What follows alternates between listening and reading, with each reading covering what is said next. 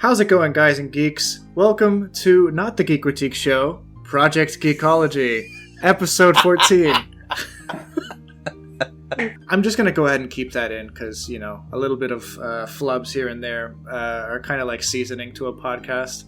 So, yeah, we're not Geekritique, but I'm so used to saying welcome to Geekritique that it's second nature for me to start recordings that way. But anyway, welcome to Project Geekology, the show where we just take a deep dive into whatever topic we're going over throughout the week. And this one is something that is super close to my heart. Kingdom Hearts is my favorite game of all time. I'm definitely not suggesting it's the best game of all time, because it's not. But when I think of the most fun or the most immersed I've ever felt in a video game, it really starts there.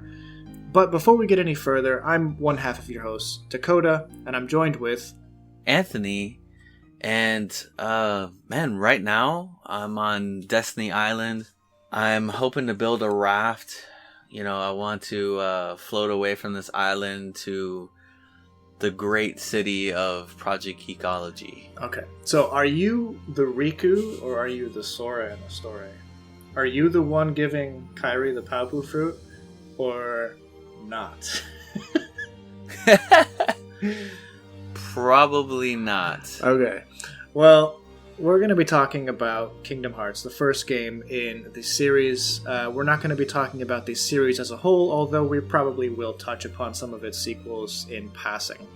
But we want to give an overview of what the game's about, how it was revolutionary for the time that it was developed in, and how strange of a game it is, too, because it is a kind of a one-of-a-kind sort of thing. You do have games that have crossover-type deals, but this one is something that I don't think you could get away with today. You know, I think it hit at like the perfect time in, I guess, the history of video games, where two incredibly important IPs were, or I should say more than two, but, you know, two companies came together to work in harmony with each other for this one series.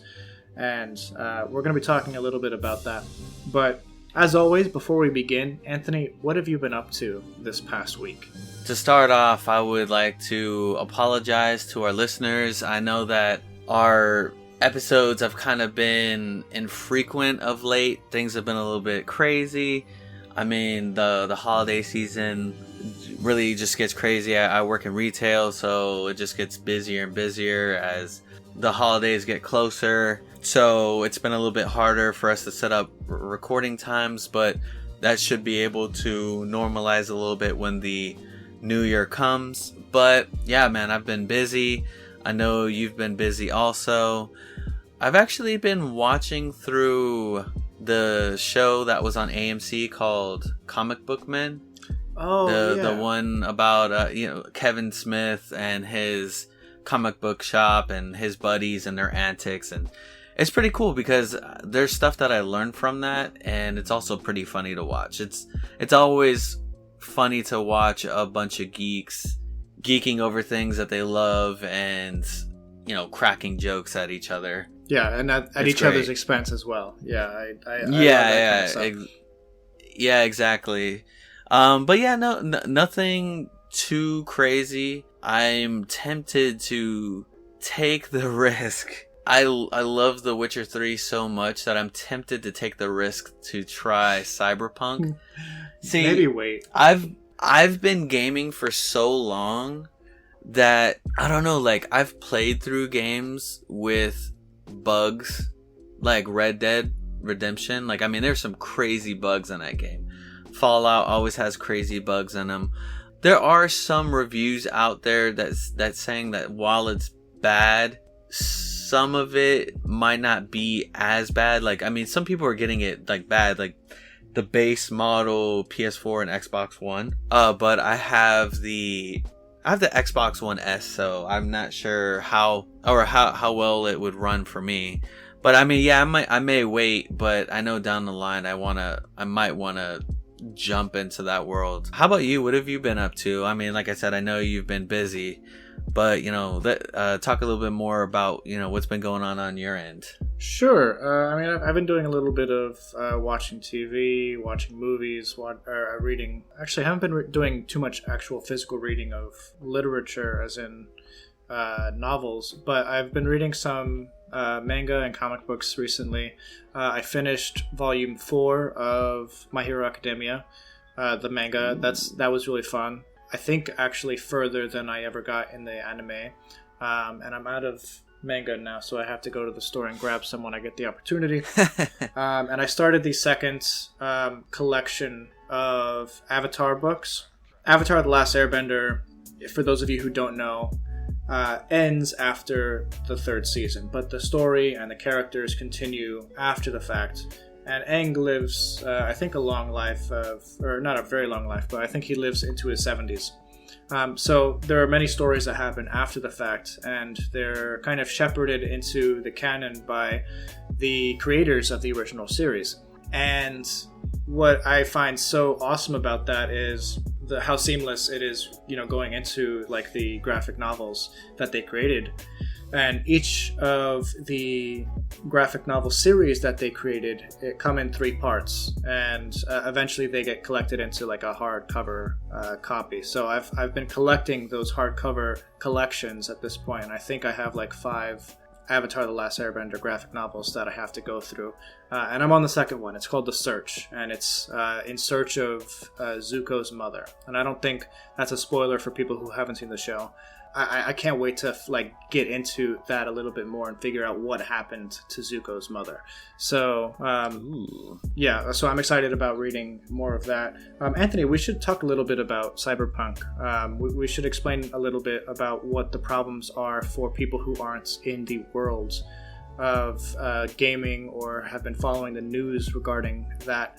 It was supposed to be a huge title launch at the end of this year, and it's one of those games that's been postponed year in and year out, and like this past year saw 3 or 4 different postponements. They just weren't ready to release the game. They kept saying, oh, we'll definitely have it by this date, and they kept pushing it back. And I think it's sad because a lot of people were looking forward to this game. CD Projekt Red is the creator who produced games like The Witcher and The Witcher 3, and this was supposed to be a massive game that just is being bombarded with bad reviews. I mean, some of it is deserved because it's unplayable on base models of PS4 and Xbox One. And that's a little frustrating, because I was excited to potentially, if the reviews were good, I was going to get it. I have a base PS4. Looking at the graphic quality on the PS4, it's unplayable. The glitches just become absurd. Some of the character graphics in the game revert to PS1, PS2 type character models. It's like the texture is just totally forgotten in the base model for PS4. It's almost like it literally is the fact that it just can't read it. There's so much going on in the game that it can't read what's going on the previous generation's console. And most people have that console. Most people don't have the PS4 Pro. Most people don't have the Xbox One 4K edition. Right, or the new console. Yeah. Everyone's trying to get the new consoles. The thing about CD Projekt Red, they really bit the bullet on this, was because they really geared it more towards PC and the newer consoles. Oh, absolutely. And they kind of forsook the older systems, like this last generation, which was a terrible idea, because if you're going to release a new game around a console launch, you're going to want to make it very friendly for the previous generation, because we knew that this new console release was going to be, the units available were going to be even less than normal, but still it's usually pretty hard to find a newer console when they release. So you're going to want to make sure that your game can run on the older consoles, just like Miles Morales runs on, PS4, and Assassin's Creed Valhalla runs on the older consoles as well as the newer consoles. And, the biggest difference is that, on the newer consoles, it's running at 60 frames, whereas in the older consoles, it's more along the lines of 30 frames per second. And so it looks a lot smoother. But, that was their biggest problem. But also, with that being said, is that there's still people playing this on PC and are having issues also. The best version of the game is still having issues. And it's funny because I have actually seen some of the screenshots for some of the graphics, and I call it Potato Punk 2077. Okay. Because, these characters, the person's face looked like a potato. It just looked like Slender Man. I've seen the funniest glitches in this game. Dude, but I've been looking for it, Some of our listeners may not have, actually been looking at some of the glitches. I've seen some hilarious glitches. And some of the funniest posts I've ever seen on Twitter. I've seen, there was one where it was I don't have any way to prove this, but I just shot this NPC with a non-lethal round, and as he fell onto the floor, he turned into this patio set. And and it's just a picture of a patio set in this bar. But other people have, in the comments, were saying, I actually believe this because I've seen random items transmorph into other items. Apparently there's a lot of people who've seen characters, instead of smoking cigarettes, smoking guns. Stuff like that. or people shooting guns that are not there. They're invisible. Their hands are empty. Oh yeah. I've come across that glitch, in other games, but it's still really funny when it happens. Yeah, I know, and I guess the problem is it's happening to everyone. Right. One of the funniest things I saw was someone was just doing. They were riding in their, I think, motorcycle or whatever, and they fell off it, and then there was some traffic jam where several cars, the models of the cars had morphed into each other, and then they kind of separated, but they kind of, in so doing, they flipped and caused a glitch in the game, and some guy came out of the side of the car and just levitated there and said "Hola," and then his head exploded. Dude, oh my gosh, I could see how frustrating it is because you're trying to play this game. A lot of people are trying to play this game in the way that it's supposed to be played, but all this crazy stuff happens. But I could see if I was a QA tester playing this game months ago, figuring out all the bugs, and if I saw that, I would die laughing. I'd be all right, we got a bug here, but this thing is hilarious. They really shouldn't have. They might have just bit off more than they could chew, and they promised it at a time, and when it wasn't ready, and then I think it got to a point. I don't even know if more time would have helped it. I just think that they had so much going on that it would have just. I think that it required more than just bug fixes. I think it required so much. It requires so much more to fix what's going on. They have to get deeper in there than just bugs. It's more than just bugs. Right. It's performance. Yeah. So on top of that, and speaking about that, I think this is going to be. I don't know if this is going to be a weird opinion to have, but I feel this is going to kind of set the precedent for open world games on next generation systems, because this is a company at the top of the industry. They've done open world games like this before, but this is on the next level, and they're trying to outdo themselves, but in so doing they're creating way more problems than they ever bargained for. And I'm worried that the future of open world games is kind of shot in the foot, because just because you can do bigger and better doesn't make the game bigger or better. Yeah, so I'm hoping that they fix the game, with upcoming patches. But again, like you said, they have a lot more to do than just fix a couple bugs. Yeah. I think that they could bounce back from this. Hopefully not when it's too late, because I mean, there's games like No Man's Sky. Yeah, I was gonna bring that where up, yeah. like when it launched, it was a complete disaster. But really, now the state of the game, it's better than even good. Like what they promised originally. Right. But like, there's people who play it, but it's not widely talked about.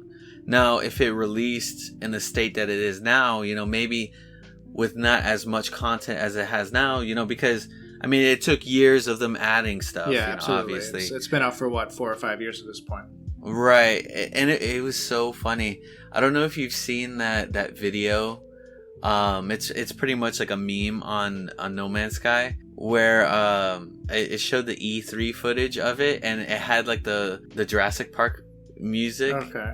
And then showing like this amazing gameplay and footage of No Man's Sky, and then it cuts to what the game really like looks like, and it's like this weird like T-Rex looking thing with like donkey hooves, and then it's playing the Jurassic Park song, but with like a kazoo or something, like a harmonica or like a kazoo, and it sounds I did super dissonant. I did. Every time I see that, it makes me laugh so much because it sums it up perfectly.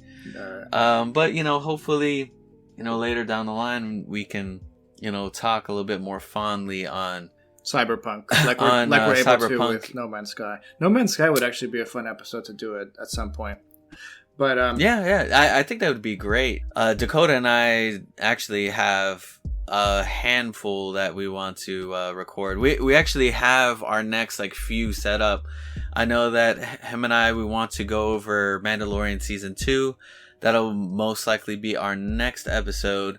I know that we also want to crank out our spoiler version of the Avatar, which is probably something that we should have done a little bit ago. And I know that we want to go over Cobra Kai, and I know that we had talked about doing a Mulan, animation versus live action type thing, comparison and contrast. So those are some episodes to be looking forward to. But you know what? Before, I think that we're getting towards that time where like 22 minutes in as of recording. I think that it's about time for us to like hop into our Kingdom Hearts discussion. But one more thing before we get into that, I think that we should read some of our reviews. I think, we've been asking people to put reviews out there, and people have been reviewing, and I think that it's time for us to recognize and, to read some of those reviews. And from both of us, we really appreciate those reviews, and we love reading them. Dakota, I don't know, do you have any ready that you want to read? Yeah, I got a few here on Apple Podcasts that I can find that are really nice.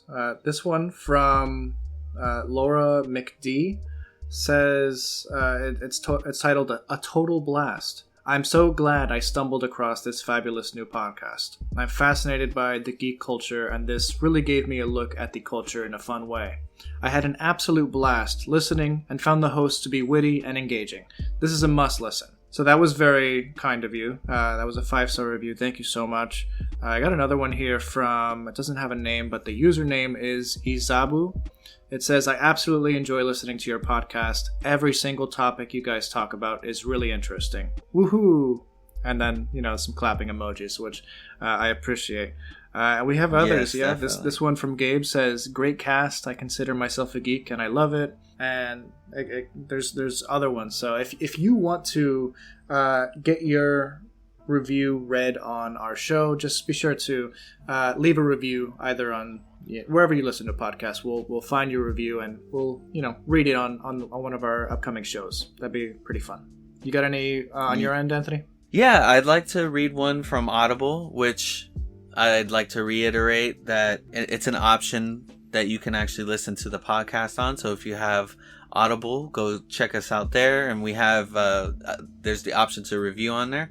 We have a review from Zach. It's titled Excellent Review of Things We Geek Over. Dakota and Anthony have a natural rapport with each other as they review films, TV shows, games, and everything else in geek culture.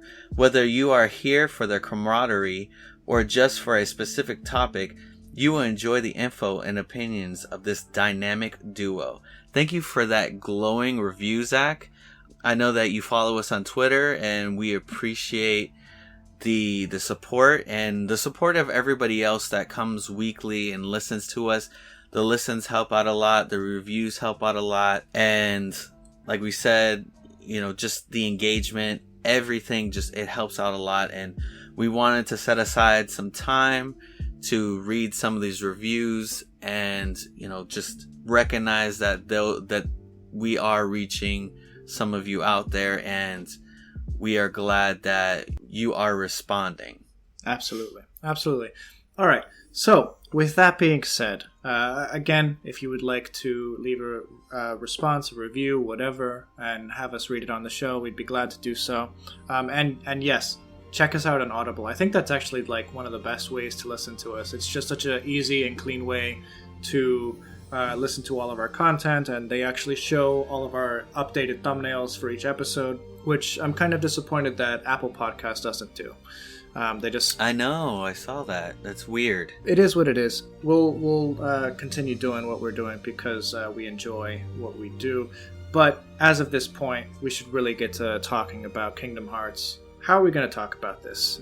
Where do we even begin? I mean, I mentioned it earlier, but I genuinely mean it. This is, for me, the game that made me love gaming. This is, for me, the game that kind of helps define who I am as a person. I spoke in a couple episodes back, I think, about some of the things that kind of identified who I would be, and defined ways that I would interact with friends and see friendship. And one of those things was Kingdom Hearts.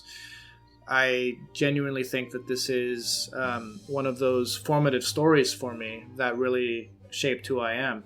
And actually, believe it or not, Anthony, you were the one who introduced it to me. I think the same day that you introduced Jak and Daxter to me, you also introduced Kingdom Hearts to me. And both of those games are some of my favorite ever. So, again, Anthony, thank you for that. That was one of the best things for me to experience in my young life. So, I'm happy to talk about that finally. Yeah, man. Jak and Daxter is some high quality platforming. That's actually one of my favorite platforming games. And yeah, Kingdom Hearts, man, I remember seeing the commercials for it. And it's insane because Final Fantasy and Disney is a crossover that you would never dream of. There's so many people, for the longest time, years ago before it happened, there's people that, they dreamed of, Marvel and DC crossovers. Yeah. Even Scooby-Doo would have crazy crossovers and oh man, what are they gonna have this week? With the Harlem Globetrotters. They have Harlem Globetrotters, the Beatles. They would have stuff like that, but never ever would you ever think that there would be Disney and Final Fantasy put together. And I don't know if you agree, but I feel like Sora, the main character of the game, is actually a perfect blend of both.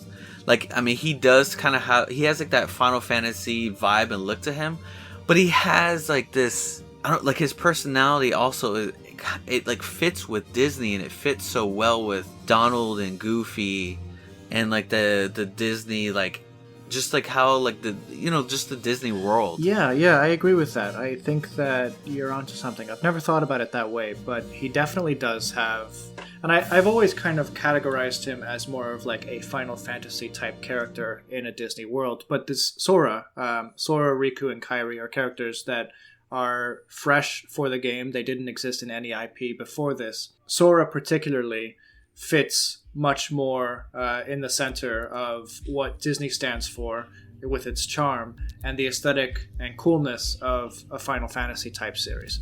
So for those of you catching up, Kingdom Hearts is a game created by Japanese creator Tetsuya Nomura for the company Square Enix. And Square Enix, or it was Square Soft back then. They eventually changed it to Square Enix after this game came out. But Tetsuya Nomura, he reached out to Disney, and for whatever reason, Disney had no plans to use any of these characters in a video game, and decided it would be okay for this up-and-coming video game creator to work on incorporating different Disney worlds into his Final Fantasy Disney World merging sort of thing. And dude, it's one of the coolest things ever. Yeah, and I mean the director, I mean he was perfect for this because he worked on several Final Fantasies. He worked on Chrono Trigger, so he's had his hand, or he's had his mind in the Final Fantasy world for so long. I just think it's amazing, that they brought these two universes together. I mean, like this past week, when I really thought about it, I mean, it is insane how they brought these two universes together. I would have never have thought in my life to put these two together. Yeah. Like, I mean, Disney.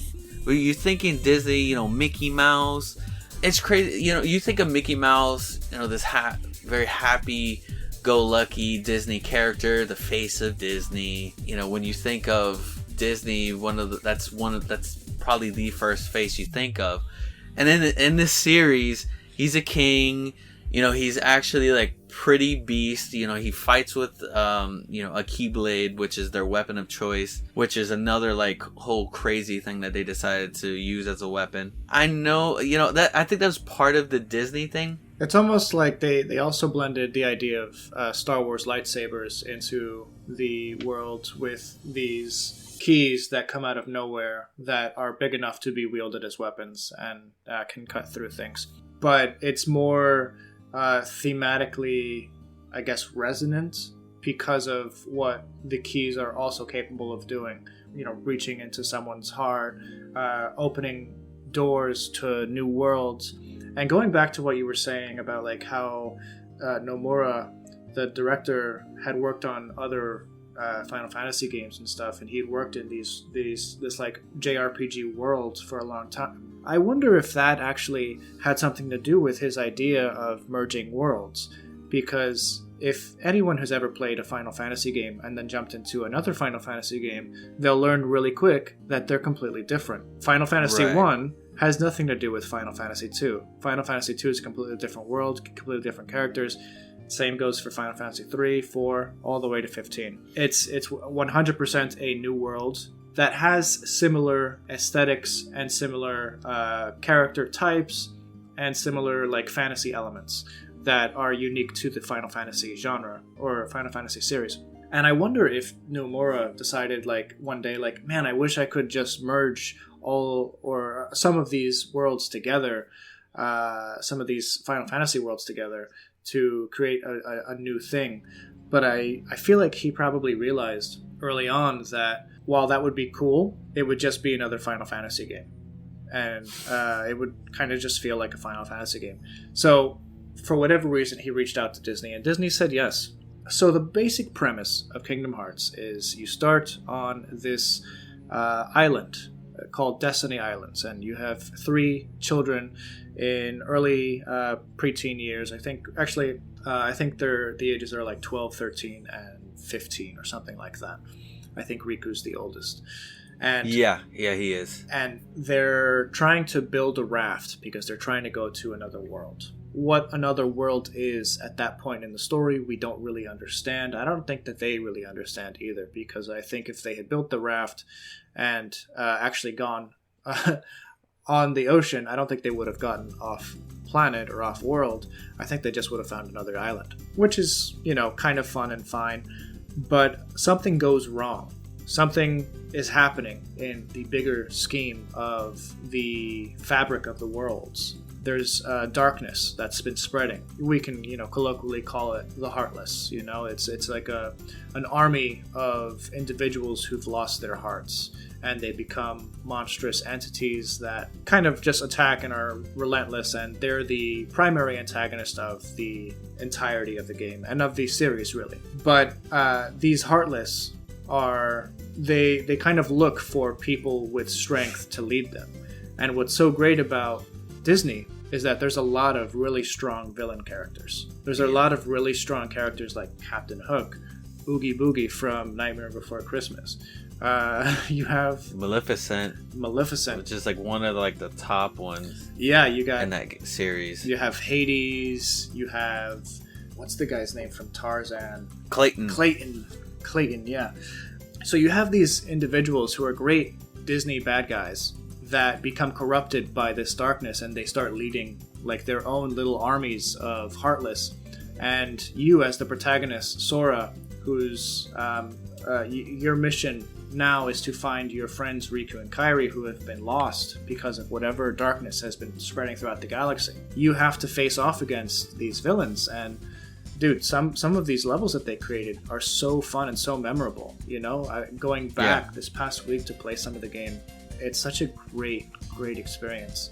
And you know, I have my criticisms now more as I've grown up and had time to like really think about like what I like and what I don't like about the series. But as a kid who grew up on Disney movies, that was huge. Yeah. I know that this past week you hopped into it a little bit, as did I. How far did you get, and how did it feel hopping back into that universe? I mean, I know that you recently played Kingdom Hearts 3, and by recently, a year ago, last year. Yeah. But how did it feel hopping back into the game that kickstarted this universe and your love of this series? First off, I didn't get far. I wish I would have played more. I wish I would have had more time to play more. But for whatever reason, I got to the second world after Destiny Islands, Traverse Town, and that's where I've left my latest save file. Now, I've played Kingdom Hearts through probably 5 or 6 times throughout the years. I know the game through and through. I know where I have to go if I get stuck on something or whatever. And the introduction to the game, I've probably played 10 times that amount. Yeah, same. As far as the feeling that I got, well, let's just put it this way. I love the HD remastered version of Kingdom Hearts. It doesn't change the graphics at all, but it makes it so much more palatable for people playing who are used to modern day video games. And because I grew up playing these games as a kid, I see no difference. It's like, this is how I always imagined it when I was a kid, even though it was probably a lot more pixely when I was playing it back then. So it's a little crisper. Yeah. Like, it looks cleaner. Absolutely. Though, I mean, the character models are just about the same. It looks a bit more cleaned up. Yeah, so it's been fun experiencing that. Again, this isn't the first time I've played the HD version either. But yeah, I really have been enjoying getting back into that. I will say, I'm sick of Destiny Islands. So am I. Oh my gosh. Man, that really is a slog, and I was racing through it, my friend. I was racing through it, and it still took me like maybe 2 hours, 3 hours, something like that. I played a little bit of like the games, but that music, after a little while, like as a kid, the music was great. The music is like fun and it repeats itself.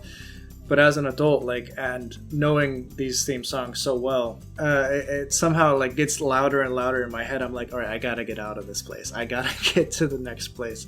So that's one of those interesting things. Like, dun dun dun dun dun dun dun dun dun dun dun dun. I know. Yeah, that intro or the introductory level, it's fine. It's okay. I am. Maybe a first playthrough or two would be fine, but I've played through that intro so many times, and Destiny Islands, I can't do it anymore. Skip through it as far as you can. I totally wish I could just like, for fans of the series, they should just give you the option to just like skip to Traverse Town, because Now, I know that there's, cinematics and stuff added to it, which is okay. I mean, if you're new to the series and you want to play through it. But dude, that intro, oh my gosh. so let's talk a little bit about the intro and the tutorial stage, actually, because I think it's actually quite unique to gaming. We were talking about it off mic before, where we both really appreciated the music video that opened with Utada Hikaru. She made the song Simple and Clean. Simple and Clean. Yeah, I want to.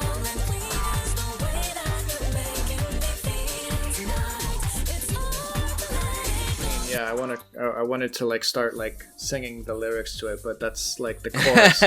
Yeah, it's a great song. First of all, it's a fantastic song, and what's great about it is that she translated it into English for the for the English version of the game, and it's a really cool CGI intro to the game. It kind of gives you a glimpse of what you can expect from certain characters and stuff, but then it kind of drops you into this black scenery, and then you're on this giant suspended platform that has, I think it's Belle from Beauty and the Beast, in like stained glass all over the place, and it's actually like, just from like a cinematic point of view, for a tutorial to start in such a way is really beautiful. Like certain shots are just so well done that I even today I'm like, this is just like brilliant stuff. It's poetic even. But my favorite is when the staircases start like sliding up to the next platform. It's a clean looking tutorial stage, and it's all, it's part of like a dream sequence that Sora has. And eventually, the entirety of the Destiny's Islands thing that follows this dream sequence that Sora has is also part of the tutorial, because it kind of ends in the same boss fight that you face off at the end of the original tutorial. I think it's necessary for new players to be able to understand the mechanics of the game well enough before you start going into something that's almost, I don't want to say it's open world, but it's semi-open world. There's a lot of areas that you can go different directions in. There are certain locations in the game where you can either go to this world or you can go to that world, and you can start picking and choosing your adventure a little bit. It's really interesting that we both are so like tired of Destiny Islands. Do you think that it's a good tutorial? I know you've played way more video games than I have over the years, but as far as tutorial stages go, how does this rank up? So that very first part that you were explaining about the stained glass, yeah, I like that part, but once you get past that part and you get to Destiny Islands, it slows down a lot. It really does slow down a lot, and the story is trying to keep you engaged, but it's having a hard time at that point. It's like, I guess like when you first play it, it's not as bad because you're like, man, what's going on, the world is new. Yeah. But once you've played it a little bit, you're like, okay, this part isn't as meaningful. Once you get to Traverse Town and you start meeting really some starts. of the gang, that's where exactly, where when you finally you get together with Donald and Goofy, and Destiny Island, it's fine. It's like part tutorial but part like story, and it's hard because it's like I love it but I hate it. Yeah, no, I get it. I think we're so used to it that we're kind of tired of it. I don't think that it's bad per se, but it's one of those things that, like, if we can choose to revisit very little times in the future, we will do so. Yeah. But let's go on world by world, because we've kind of lingered in Destiny Islands for a little bit. Right. Well, but before we finish that, so if you're listening to this and you haven't played Kingdom Hearts, don't let that stop you from playing. The series is worth it. It's worth checking out. Dakota and I are talking about this because we've played this game dozens of times. I've played that intro so many times. So, I mean, it does get a little bit sickening. And you know what? not only Kingdom Hearts isn't the only game that suffers that. There's other games that suffer, like the intro, because there's that character development, and it's like once you get past the character development and you start understanding a little bit about what the characters are, which is kind of hard already. Some of the characters, like Riku, then the story picks up once you get to the next town. But yeah, so let's move on from Destiny Islands. I just wanted to say that, if you, to people who haven't played it, the game is worth it. We're not saying it's bad in any means. Absolutely. It's just we're tired. Absolutely. Even the Destiny Islands, level, even though it's not the best level in the game, it's still a fun adventure, and it's charming in the sense that you're getting to learn who these characters are. You're understanding their the differences that they each share, and it helps motivate you to continue going further, to get to know and to resolve certain issues that are brought up in the beginning in Destiny Islands. So Sora, after this darkness envelops his worlds, the Heartless envelop Destiny Islands, he's whisked away into another world, and he lands in Traverse Town. This is the first time where we start getting sprinklings of Disney characters. We have Mickey Mouse is missing.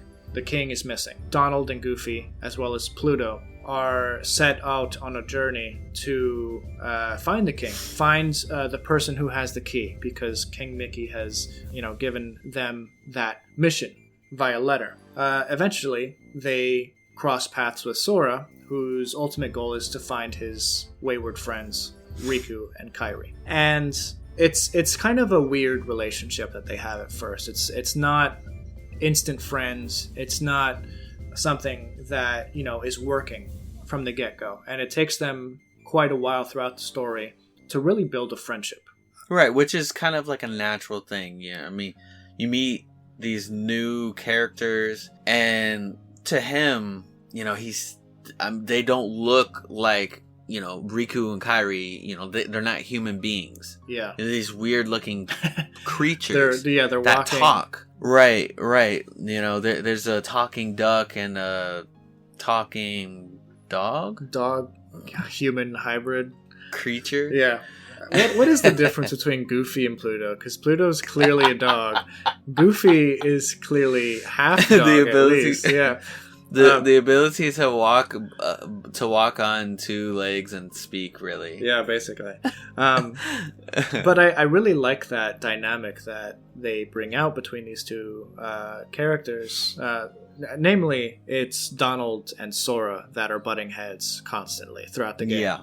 And it's interesting because in almost every other RPG that I've ever played, whenever you meet a new character and they join your team, they're 100% on your team. They're 100% on your quest. Yeah. They have no other life goals. They want to see what you have to do done. It's not the same for Kingdom Hearts. The creators had the forethought to give each individual character their own goal. So Donald's entire plan is just to figure out how to get King Mickey back. That's Donald and Goofy's entire plan. And they're willing to use Sora, who has the key, to get their job done. Meanwhile, Sora is 100% just looking for his friends. He doesn't really care about the missing king, but he'll help them get he'll help them get along, just so that he can potentially get a ride off-world to find his friends, because they're clearly not in Traverse Town.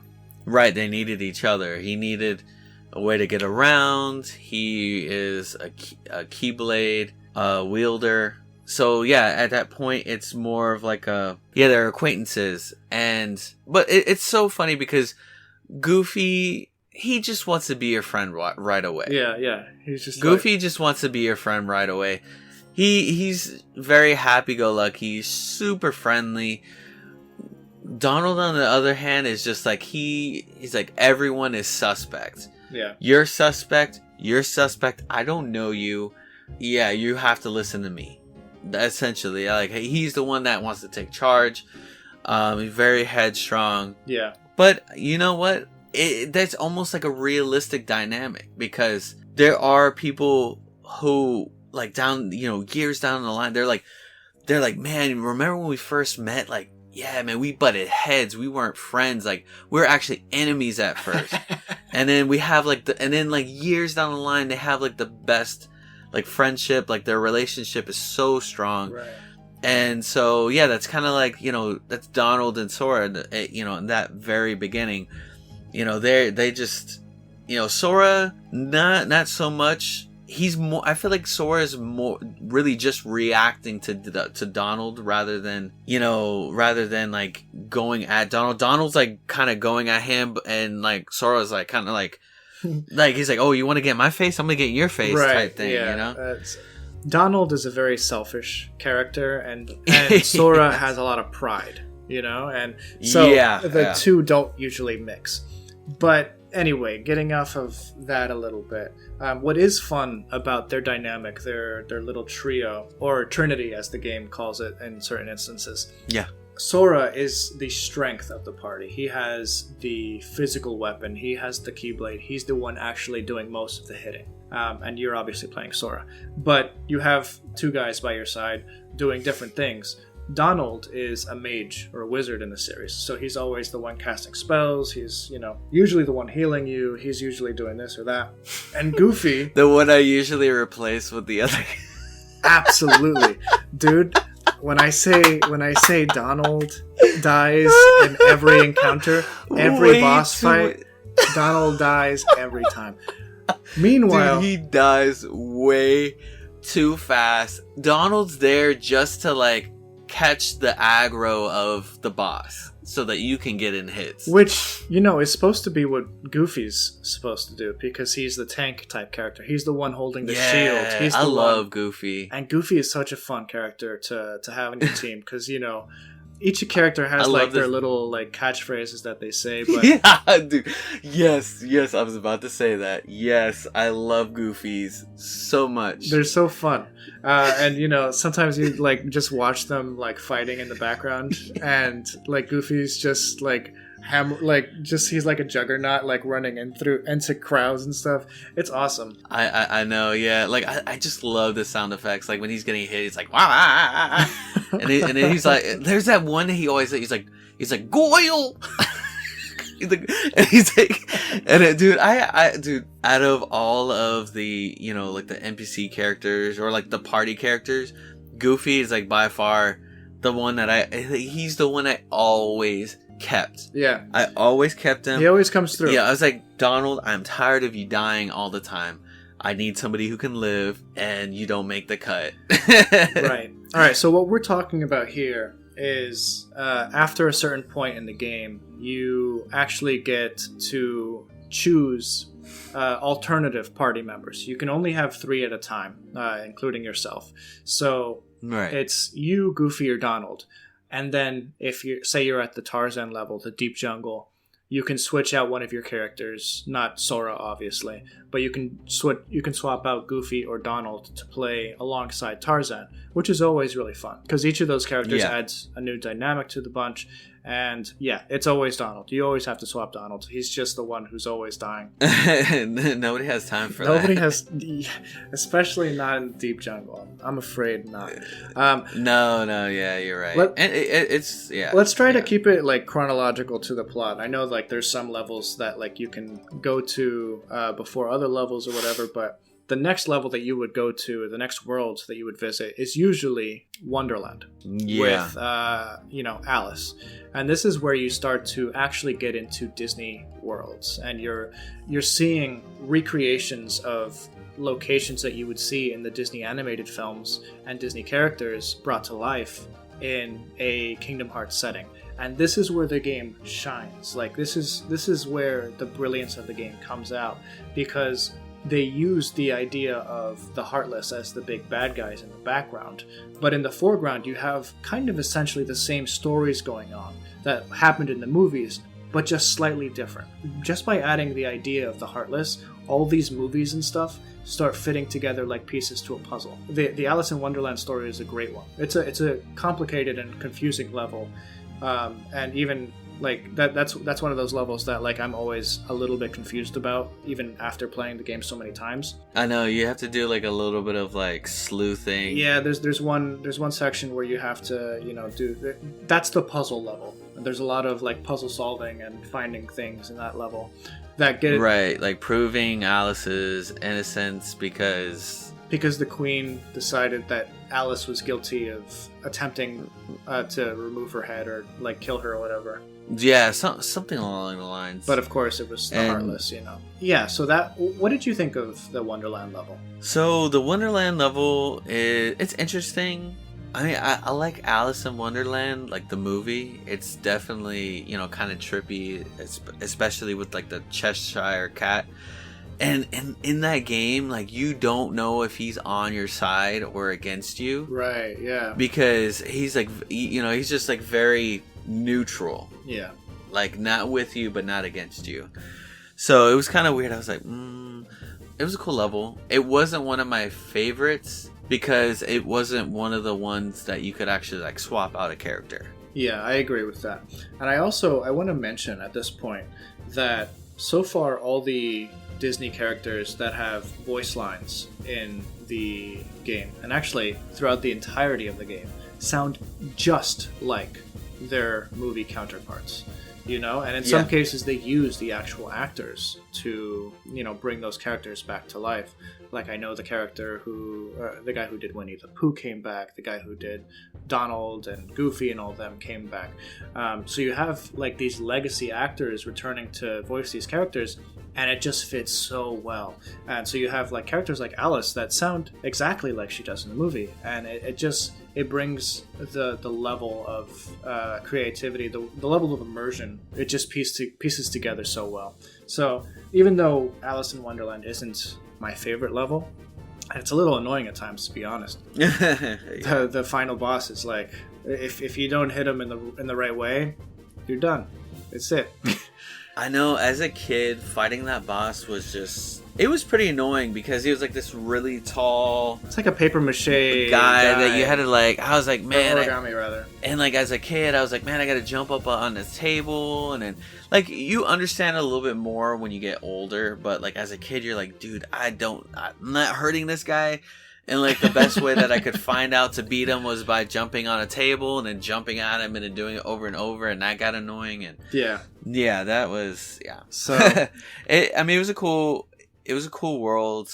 Not my favorite, but I don't hate it. All right, so next up we would go to the Olympus Coliseum, and this is an interesting one because this is a world that you wouldn't actually be able to really, really walk around in and enjoy until Kingdom Hearts 3. Kingdom Hearts 3 is like the first time you're actually like really able to walk around in this world and see the sights instead of just the Coliseum.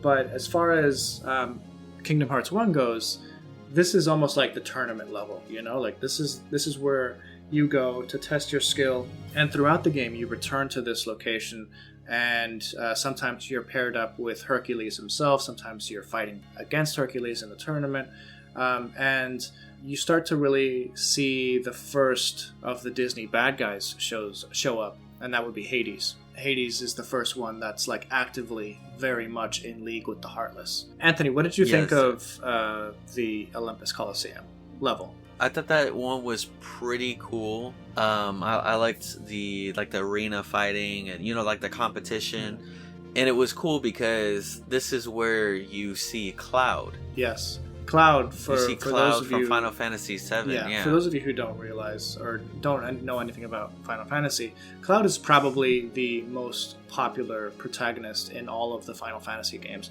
Final Fantasy VII is regarded by fans as the top of the series for a number of reasons. It was just kind of the first to really like break the mold of what a Final Fantasy game could do. And seeing a character like Cloud Strife come into the Kingdom Hearts game, again, it's one of those things that brings these two worlds together, and it doesn't contradict each other. It doesn't feel weird that you have this Final Fantasy character entering a tournament that Hercules is in at the same time. And even before this, in Traverse Town, you have a lot of characters from Final Fantasy VIII that show up. And before that, in Destiny Islands, you have characters from Final Fantasy X that are all over the place. Or I should say sprinkled in. While you don't have to know anything about you don't have to know anything about Final Fantasy, it's kind of fun knowing that there are these little characters that have a bigger impact on some of the other games in the Final Fantasy series in the background. But Cloud isn't the only one in the Olympus Coliseum, Anthony, that shows up. Right. And it's cool because Cloud is in the game for kind of like the same reasons as like all these other characters are in the game. You know, something's going on, something was taken from them. Right. You know, by the Heartless. And so he's there to pretty much reclaim it. So in the Coliseum level, Cloud is not the only one. You do fight against Cloud in the Coliseum. He is pretty hard to fight, especially as a kid. Yeah, I think as a kid that was a hard fight. You don't spend as much time as a kid grinding to level up, because you know we've played the game a number of times. We realize, all right, we're probably gonna have to gain a few levels before we go to the Coliseum or whatever, before we go to Tarzan's level or whatever. So you would just spend an extra, couple hours in Destiny Islands, extra hours in Traverse Town, going from like section to section, beating Heartless up, because the game is a hack and slash game. For those of you who don't know, it's pretty much you have a keyblade, right? You're pressing it's an buttons. action RPG. Yeah, you're pressing buttons to attack enemies, and it's fun. It's especially for a kid game. But man, Cloud, when you first attack or when you first start fighting Cloud, that's a really tough battle, man. He was the last time I played a couple years ago, before Kingdom Hearts 3 came out. I decided to start playing through the games again, and I remember playing against Cloud, and I mean he was still a pretty tough opponent even as an adult.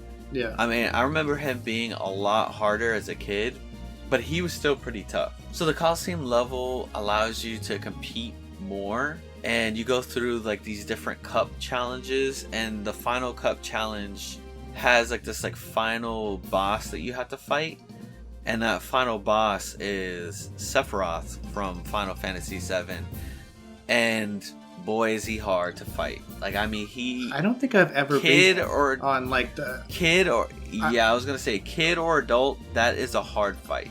I'm trying to no, I think I did beat him on like the easy mode, but I've never gotten close on like the normal or hard mode. And it's one of those like boss battles that's like optional because it's obviously ridiculously hard. Oh, you know what it was? I beat him in Kingdom Hearts 2. I never beat him in Kingdom Hearts 1. Yeah, Kingdom Hearts 2. I think I remember fighting him, and I think I remember beating him, but for some reason the first one he was just so much harder. Yeah.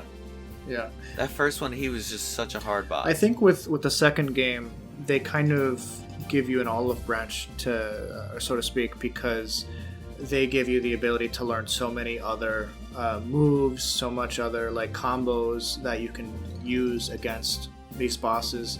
But in the first game, there's really not that many combos that you can do, like attack combinations, but there's not like big epic combos that you can max out and stuff that you can in Kingdom Hearts 2. Right. So it's a different gameplay element in Kingdom Hearts 2 that kind of makes it a little easier, I think. But I personally love the Coliseum episode, and it's one of those, like we said, it's one of those levels that you go back to throughout the game as more stuff is unlocked, or the story progresses enough for you to enter the next stage in the tournament. And yeah, you have characters like Phil, you have characters like, we said Hades, and you have characters like Hercules that kind of push the plot along. Even like some of the bad guys from the Hercules movie, like Cerberus, show up, and that's one of the coolest that's one of the coolest boss battles in the game, I think, is the Cerberus fight. Yeah, and then as a kid, that was a tough boss battle too. Games were harder back then. Don't you agree? Like, for whatever reason, I feel like games have gotten easy. I think it's part that, and then part you get a little bit more proficient as an adult. I think they make games a little bit more friendly. I mean, you go back to Super Mario, and those games were so hard. They're brutal. Yeah, they're brutal. They're very brutal. Yeah, so games are more forgiving nowadays. Definitely. But yeah, no, I remember I don't know, just as a kid, those boss battles were so tough, and like they just seem to get harder and harder as as you go through the game. All right, so the next episode, or the next world that we visit. Oh, and we should talk a little bit about the gummy travel ship that you have to go through to get through the different worlds.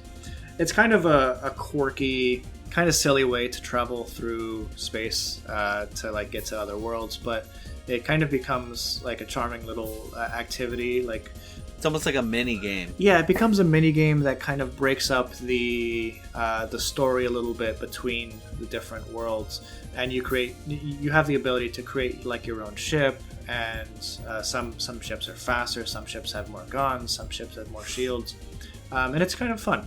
But eventually, yeah, you get to the next world, which is Deep Jungle. Anthony, why don't you take this one? So Deep Jungle, this is where we come across Tarzan, and it pretty much follows through the story of the movie a little bit, but instead of a baby Tarzan, you come in where he's older. Yeah, they go there, there's heartless activity, and I think that they were drawn there because of the darkness that was in Clayton's heart. So, yeah, I think that's the case for a lot of the villains, but Clayton is interesting in the sense that he isn't part of like the big pantheon of evil bad guys that you see every now and then in like cutscenes. Like you have Maleficent in there, you have Oogie Boogie, you have Captain Hook and Hades and stuff like that, but Clayton isn't one of those characters that shows up in that big like pantheon of bad guys. Clayton is just a guy who's got a lot of hatred in his heart. He wants to hunt gorilla to sell their pelts. That was his goal in the movie. That's his goal in the game. But he gets corrupted by the Heartless, so his agenda changes a little bit. I don't actually know what his agenda changes to, besides the fact that he's even more evil in the game. But yeah, it's kind, like I said, it's kind of like the movie, but they change it by injecting a little bit of Kingdom Hearts into it. Right. Yeah, they add obviously the storyline of the Heartless and Sora, Donald, Goofy. And this is where you finally get to start swapping out characters. Obviously, I'm swapping out Donald for Tarzan. Tarzan is really good to have. I mean, he's a powerhouse. Yeah. I felt like Tarzan was like a good mix of Goofy and Sora, because like I felt like he had high defense, but he was also like really good when it came to damage. Like, I mean, he would take Heartless out like left and right. It was really fun. I felt like that level specifically had a lot of platforming to it. There's a lot of jumping, there's a lot of swinging on vines and treetops.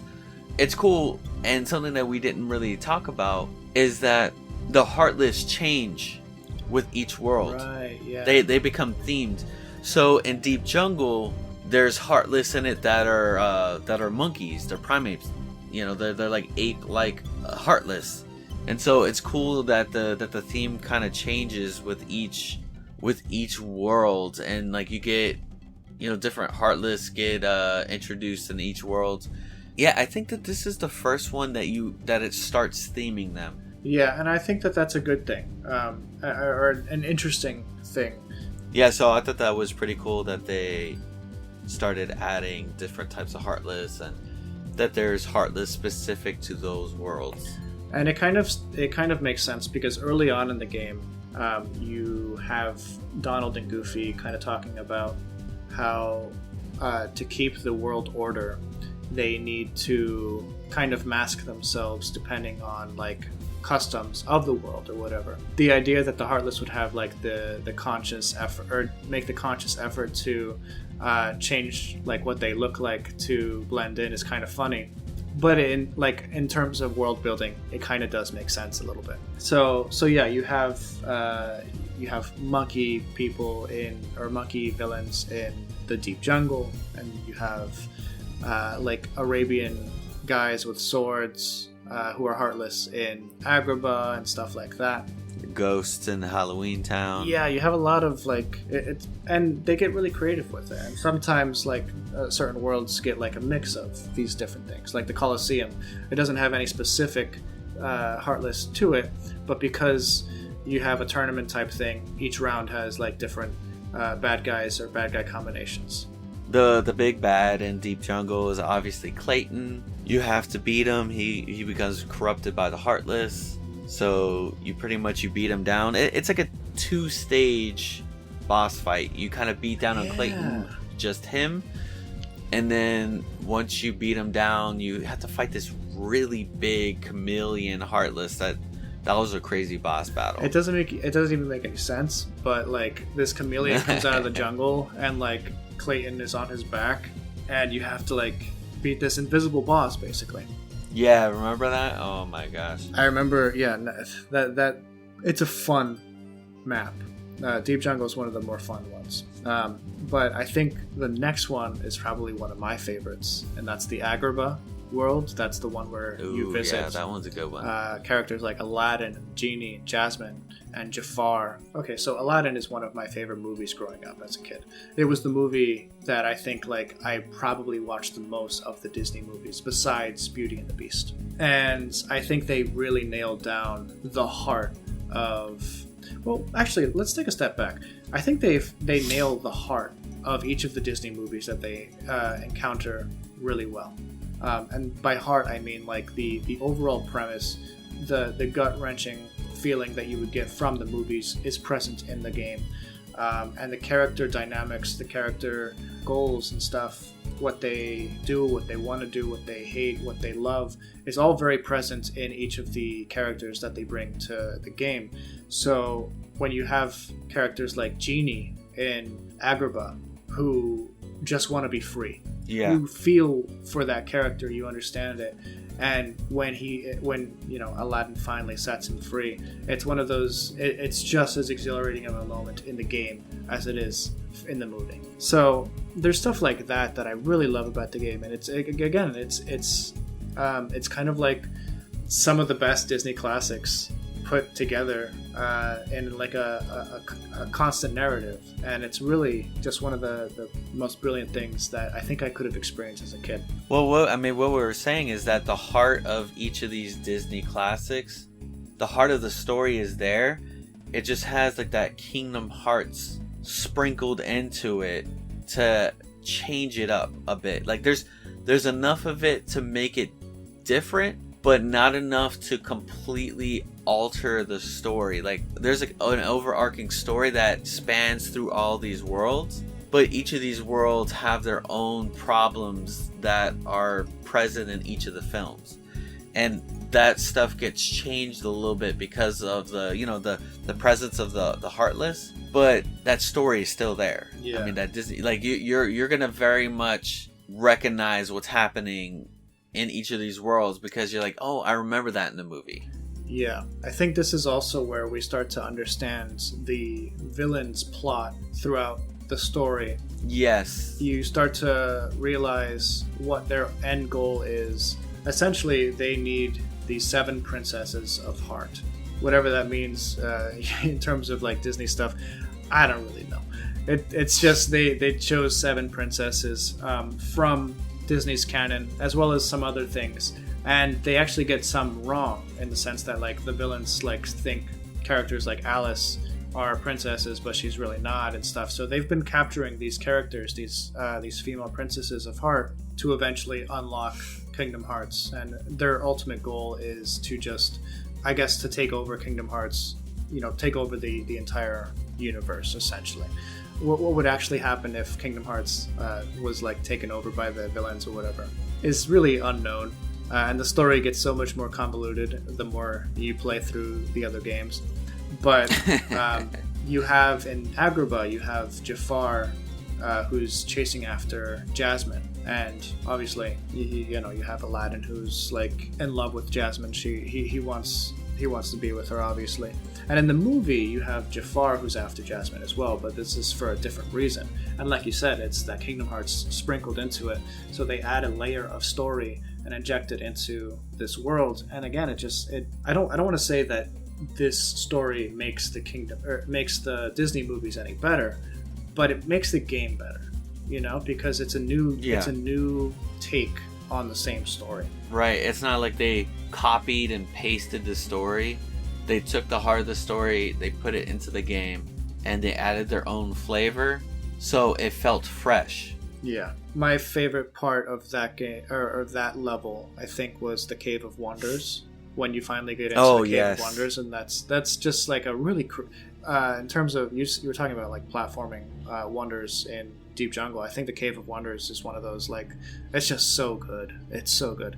Alright, let's not get too bogged down for each world, because we still got quite a few to go. And we're already like an hour and a half into this recording. Yeah, I know. Well, I mean, we can finish that up. So yeah, I mean, obviously you go through the Cave of Wonders. At this point, are we looking for the lamp in Cave of Wonders? I don't remember. I don't remember why we go in. Did we get suckered by Jafar, kind of like Aladdin did? I think they have Genie, or they have Genie's lamp, and they have to get it. If I remember correctly. I might be wrong. But anyway, we're suckered into it. We have to go face off against Jafar. I think Jafar is actually one of the easier villains to defeat. Because I think at that point you're used to, like, in the game, I think you're used to the grind of, like, what villains, like, how to defeat certain bigger bad guys. At least I thought that Jafar was one of the easier villains to beat. Yeah, he wasn't so bad, and like part of the fight you have to like wail on Iago. he's flying around with the lamp and you're hitting this parrot. Yeah, it's pretty funny. Yeah. And then and then Jafar turns into like turns into the genie. Jafar, the genie, just like the movie. Yep. Yeah, it's pretty cool. All right. Yeah, no, it was good. So next we're gonna go to Monstro. Monstro is one of the more interesting. It's probably the most interesting of the worlds that we visit in Kingdom Hearts. And yeah, it is kind of weird, yeah. Because it's not really a world. It's just a place in space where this giant whale has swallowed up Pinocchio and his father Geppetto, and is flying around in space, basically. It's a space whale that you have to enter. And once you're inside, it's like... It's Pinocchio, you know? You have to find Pinocchio. So it's at this point in the story that you're starting to see a different side of Riku. The whole game, Sora's been looking for Riku and Kairi. And while we haven't seen anything of Kairi at this point in the story, we have no idea where she is. We realize that Riku is also looking for Kairi.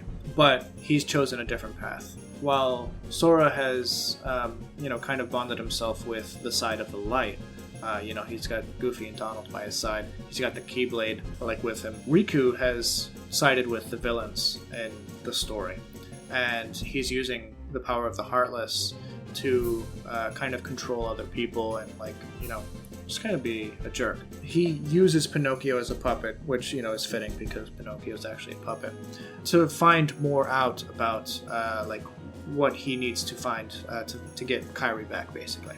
The whole thing with Monstro, and it's a really clever level, is Sora's trying to chase after this puppet, and he realizes that Riku's kind of been guiding him behind the scenes, and it's kind of like a tragic moment in the story where you realize Sora's been trying to help this kid for a long time, but he's just completely lost it at this point. He's lost the plot. You feel bad for Sora because he's such an innocent character, and you have Riku, who I think kind of blames Sora for the inability of him to find Kairi. It's a weird dynamic, and I don't think I can properly express what the dynamic is at this just from this encounter. But I really think Monstro, even though it's kind of an annoying level, I think it has some of the best music.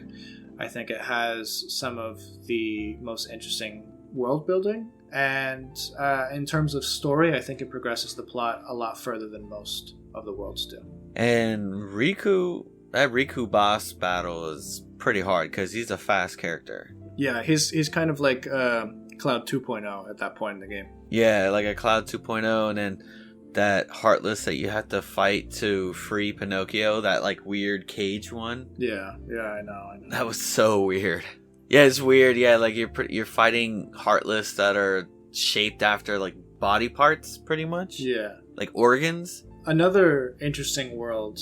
I'm gonna save your favorite for the next one, Anthony. But before that, let's talk a little bit about Atlantica.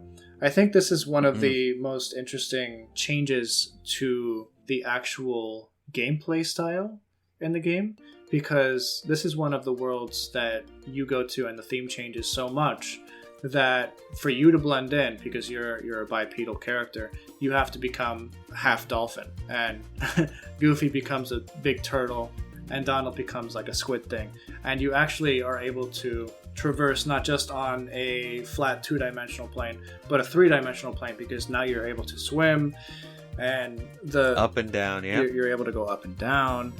Yeah, it's a different experience, but man, is it like kind of jarring when you first get there, because you have to really learn quickly how to maneuver through this place. And I think you actually lose some of the ability or maneuverability that you were able to use earlier in the game that doesn't carry over into this new form that you are able to use with the swimming. And I think that that's kind of a problem, but not a game-breaking problem. You know, I think it's still one of the funner episodes, funner levels that you get to play through. What do you think about that? It's kind of like an experimental world, because at this point, the fighting and the movement has pretty much been the same up until this point. Yeah. I mean, because you're swimming, you're fighting, the dynamic changes, and it's interesting. Like, I don't hate it by any means.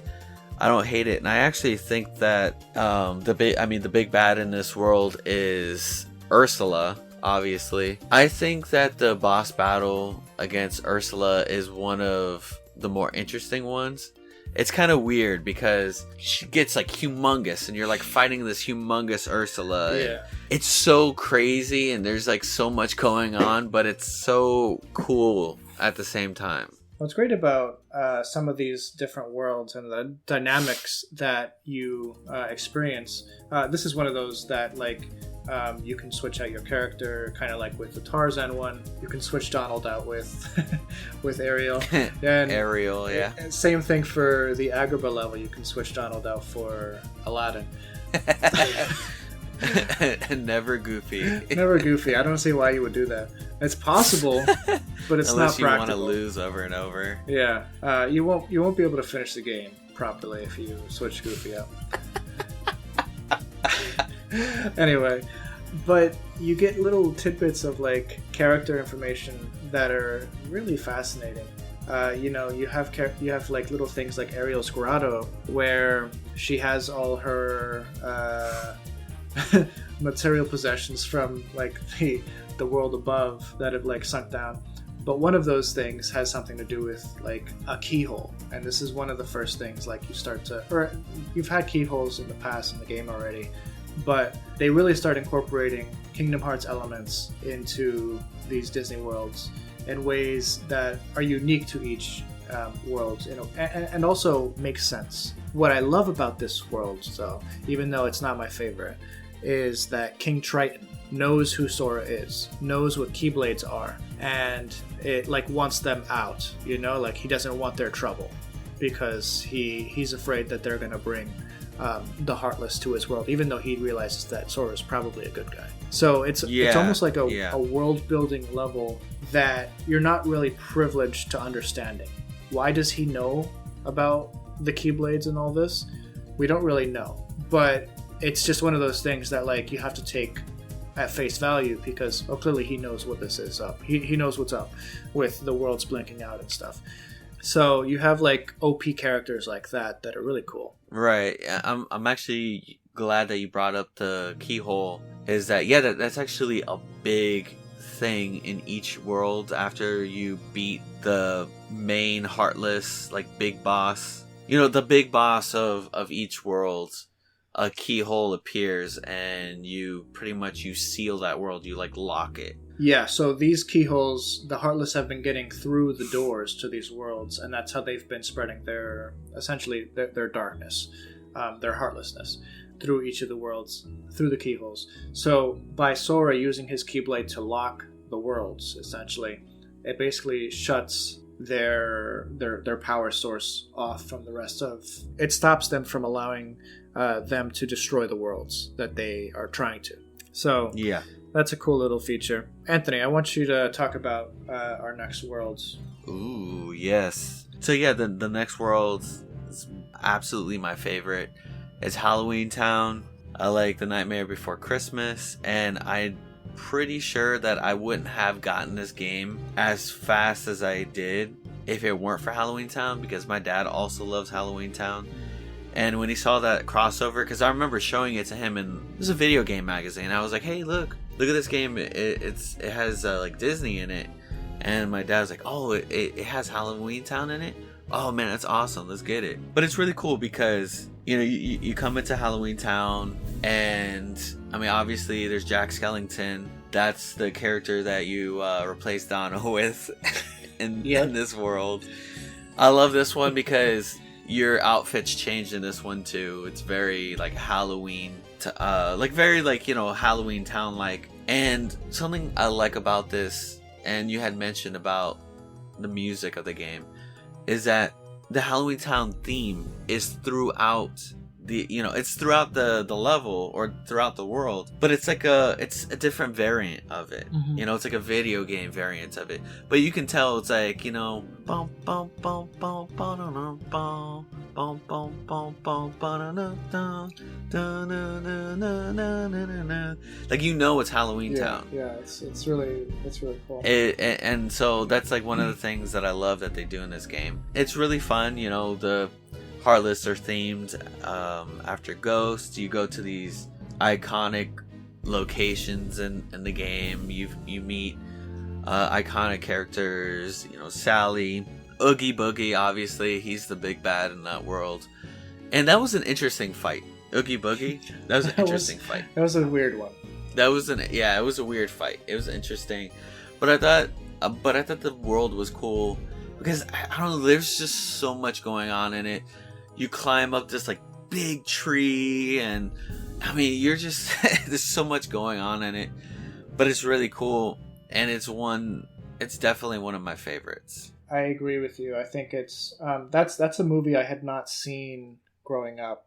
I think I saw it, many years after the fact, but it had such an iconic feel to it. That's another world where you change your theme, and you're like, you have the main trio of dudes wearing like Halloween themed costumes or whatever.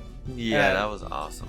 And I really liked that. I thought that was cool. This was the only world of the Disney stuff that I had no idea about any of the characters or anything in it. And still, I think it's one of those strongest of them. And I think having watched the movie later in my life, Nightmare Before Christmas, I think that I can safely say they added to the characters in a way that didn't detract from the movie, but gave them an extra layer. Even like the side characters like Lock, Stock, and Barrel and Sally, I think, or even like the Doctor, I think each of those characters they enhanced in a way, and I think that's a really cool feature. And like you said, the music is just iconic. You have the Danny Elfman theme that the composer for the Kingdom Hearts series, Yoko Shimomura, chose to keep. You have certain themes that are sprinkled back and forth in like music-wise from like some of the other worlds that kind of come from the movies. But I think that's the most striking and the one that sticks in your head the most. Right, because it's like they actually take the theme of the movie and they add it to this world. Whereas they do a really good job in taking the setting of the world and shaping the music around it. Yes. Yeah, absolutely. Speaking of which, another world that they do this really well in is the 100 Acre Wood. Yes. And yes, they do. It's such... If there's one level that always makes me teary-eyed, it's the nostalgia that I get for going to the 100 Acre Wood. Throughout the game, you're collecting random things. Sometimes it's like you're finding and you're reuniting the 101 Dalmatians by opening up little treasure chests and like boxes, whatever. You find more of these displaced Dalmatians all over the world, but sometimes you find little pages to a book. And when you go back to Traverse Town, you can find Merlin and Merlin's like hut, and he has this special book called the 100 Acre Woods, and you put the pages back in there, and you start to unfold like this mini game sort of world out of stories from like the world of Winnie the Pooh and Piglet and Rabbit and Tigger and Eeyore, all these characters that you know and love, and the music in that is like the most it's perfect, it's the perfect, it's the Winnie Pooh theme. It's the Winnie the Pooh theme, and it's like one, if there's like a level that's 100% nostalgia, it's absolutely that. And what's kind of so heartbreaking about the way that level starts is that the first page that you open up, you find is pretty much just Pooh Bear, I think, and maybe Piglet. But Sora walks up to Pooh, and Pooh's like, he's on a log, he's just like, oh, I'm thinking. Yeah, he does this like think. Yeah, it's something like that. And Sora's like, what's wrong? And basically he's talking about how he's lost all his friends. And you don't really understand what's going on at the time, but because all these pages have been displaced, his friends are missing from the book, from the story. And eventually throughout the game, throughout Kingdom Hearts, you start to find and reunite him with other friends in the form of mini games and stuff like that. And it's honestly, it's one of like my top 3 worlds in Kingdom Hearts 1. It's cute. It's very heartwarming. Yeah, definitely. It's a heartwarming world. It's not meant to. There's no fighting it or anything like that. Yeah, exactly. It's not meant to be some super fast, action-packed level. It's very charming. Yeah, and it's a very charming world. It's cute. It's really like nice to see Winnie the Pooh there. It's crazy because it also makes you realize it's like even like somebody as innocent as Winnie the Pooh is being affected by what's going on. Yeah, and I think if you're really looking at the themes of the game as a whole, you can kind of like start to make war parallels. Like when you have something as big as like a world war, everyone's affected in one way or another. Yeah. Even innocent characters, like you said, Winnie the Pooh, are facing the same things that Sora, Donald, and Goofy are facing, where their friends, their close loved ones, are missing, and they're looking for them. So it's just a really cool parallel that they develop throughout the game. And the 100 Acre Woods isn't even like a level that you need to beat to finish the game. Yeah. Well, I think you need to visit the 100 Acre Woods at least one time throughout the game to get to some of the other worlds. But the rest of it is totally optional. You don't have to continue going back and doing that. So it's one of those optional side quests that you can choose to do that just make the game so much better. I agree. All right, let's we have one more world that's a Disney themed world before we get into like the climax of the story. Anthony, you want to tell us a little bit about Neverland? Oh man, Neverland is another world that I absolutely love. This one adds another dynamic to it, and you get to change out Donald once again with Peter Pan. Of course, you're going to want to do that. Yes. That's our recommendation. It's really, really fun. I absolutely love this world. If I remember correctly, most of it is on Captain Hook's ship. Yeah. And then a bit of it is at the Tower of London. You're there to help Peter save Wendy. Yeah, Wendy and her siblings. It's fun because it adds flight to the game. Yeah, it's kind of a similar dynamic to the swimming aspect, but it's a little quicker, if I remember correctly. I don't know, it feels a little better to me. And I absolutely love this world. Mm-hmm. And there's actually something that you and I missed. We all know that there's a lot of Disney characters. I mean, you're not going to be able to possibly fit every world into something like Kingdom Hearts, but they give you these options called summons. Oh, yeah. And so you can summon characters like Simba, you can summon characters like Tinkerbell, you can summon characters like Bambi. Genie, Bambi, right? So very, very minor characters and some, kind of mid to, major characters that didn't quite make the cut world-wise, but they still thought were important enough to incorporate into this universe. I thought that was important to add that, and they all have their different effects. They all do different things. And so I think it's really cool because like when you have these summons, they have like these little cut scenes for what they do. And it's really cool when they do that. Yeah. And so back to Neverland, obviously you're fighting Captain Hook. It's really fun. You're like flying back and forth. You obviously defeat Captain Hook. And so you go back to the Tower of London. That's where the actual lock for this world is. And you fight this like creature there. Was it? It's like some sort of like sprite. Kind of reminded me of a Dementor. I think that's one of the optional bosses later in the game. Is that optional boss? There are 3 like optional bosses at the end of the game after you beat it that you can go back and like do that. But that guy in particular, that's another like Sephiroth type boss where it's like that was a hard boss. But going back to like Captain Hook's ship, before we lock the key to this world, one of the hardest boss fights for me, like story-wise, that actually affected the story, is like Shadow Sora. Yeah, that was actually pretty hard. Like fighting someone who's just kind of like a better computerized version of you is really, it's kind of degrading, like I thought I was good at this game, but the computer tells me I'm not, but it's what I love about Neverland is that it's kind of the culmination of the story up to this point.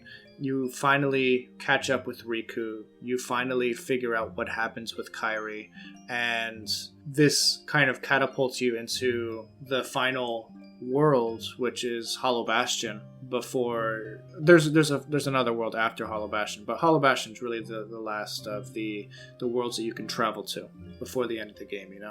What are your thoughts on Hollow Bastion? Hollow Bastion, if my memory serves me correct, this is where you get to swap out Donald with Beast. Yes, because... And yes, you want Beast. Oh, Beast. You really, really want Beast because, he's a beast. Yeah, Beast is actually like literally a really OP character. And he really...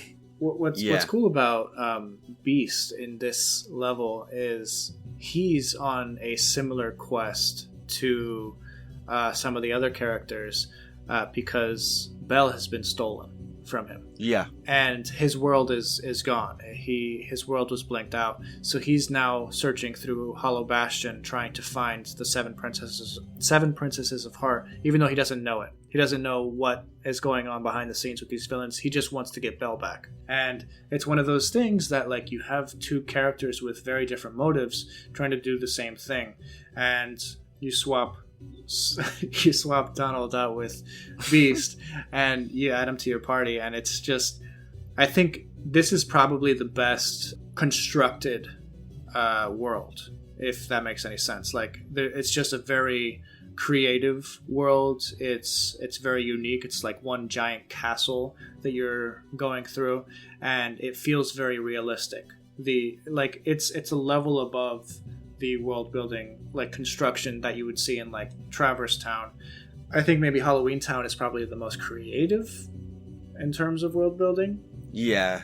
I think Hollow Bastion is like the most solid, if that makes any sense. And obviously it's the culmination, it's the climax of the game. You're getting so much story elements throughout this part of the game. This part has really good music too. It's funny, as we're talking about these levels, I'm starting to hear like the music in my head.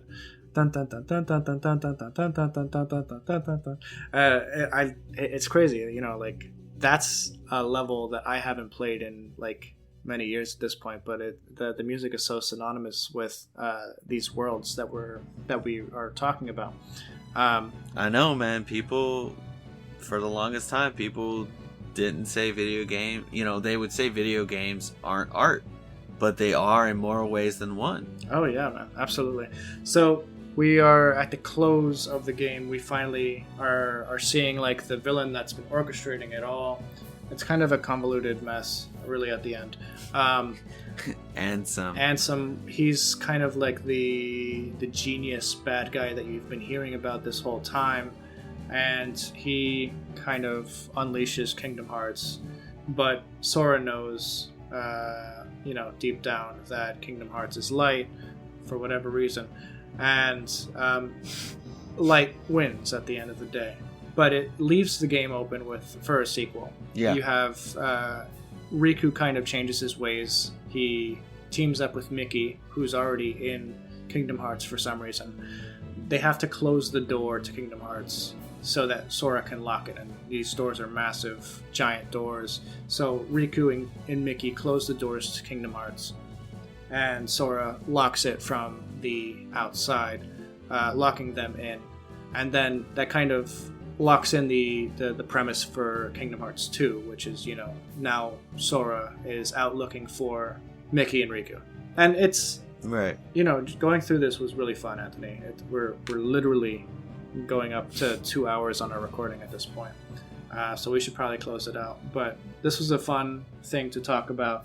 I hope. Oh yeah. I hope you guys enjoyed our discussion of Kingdom Hearts. Anthony, do you have any final thoughts on Kingdom Hearts or the final bosses or Alabaster or whatever? Ansem, not easy, because he's one of those bosses that has there's first phase, second phase, third phase. I think there's actually 7 phases to that fight. Oh man, and it's so hard because in certain sequences, you have to beat him. Or you have to start from the beginning, and some of these fights, you have to go in. As a kid, you didn't know much about what's going on. You know a little bit about magic. The older I got, I understood using arrow as a shield and whatnot, and doing all these things and using potions and magic. But yeah, he was absolutely just a monster of a actual boss that you have to fight. The hardest boss that you have to fight to complete the game. Yeah, I agree. And it's one of those bosses that just never ends, because like you said, he has multiple phases. I think I did count them back in the day, and I think there was 7 different versions of this guy that you had to defeat to finally beat the game. But when you finally do, it's one of those just I did it. This is something. Yeah. This is an accomplishment. And I think that's the best feeling when you finally beat a video game that you are genuinely enjoying. Yeah, man. Yeah, I think that's a really fun thing. So, Kingdom Hearts, yeah, man, gets a thumbs up for me. It's a beloved game of my childhood. I don't think that we could truly call ourselves geek without delving into that geeky part of our past. Yeah. And then, just really gushing about it, because it was really a big part of our past. I remember playing it at my place, and I remember going to hang out with you and then watching you play it. And yeah, 2 of us trying to beat Cerberus. Oh yeah. We're coming up with strategies hey, get on its back. Yeah, look, when it's doing this with its head, jump on its hind leg, and then you can get on its back and ride it. And it worked. Ride it, and it hit his head as you're on his back.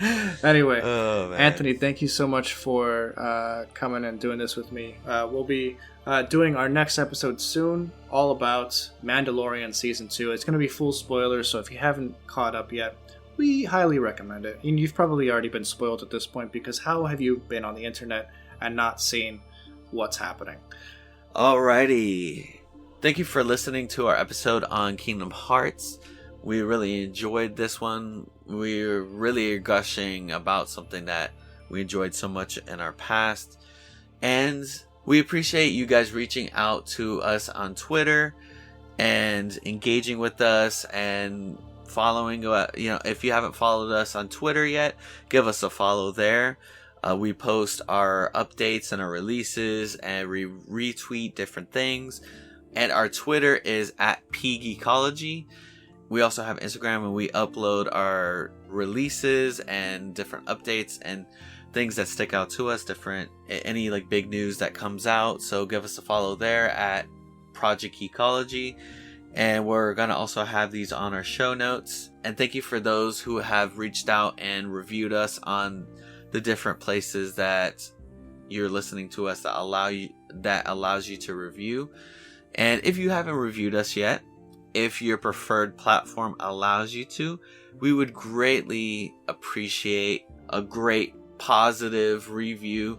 We read them, and we will read them on the show because that's how much we enjoy them. And yeah, have a great rest of your year. I'm not too sure if our next episode is going to be out before or after the year ends. And how about you, Dakota? Do you have any remaining remarks? Well, just based on our release schedule, I think this will be the last one for the year, and then the Mandalorian Season 2 one will probably be the first one for next year. But as far as final remarks, I'm happy that we finally got to talk about Kingdom Hearts. I love this game. I love the series as a whole, even though the story gets so convoluted and it's not worth actually breaking down the story as a whole. But each individual game is such a fun experience. And I think we should eventually talk about maybe Kingdom Hearts 2 or so on and so forth, whatever, when we get around to it. But anyway, Anthony, thanks for joining me today. And everyone, thanks for listening.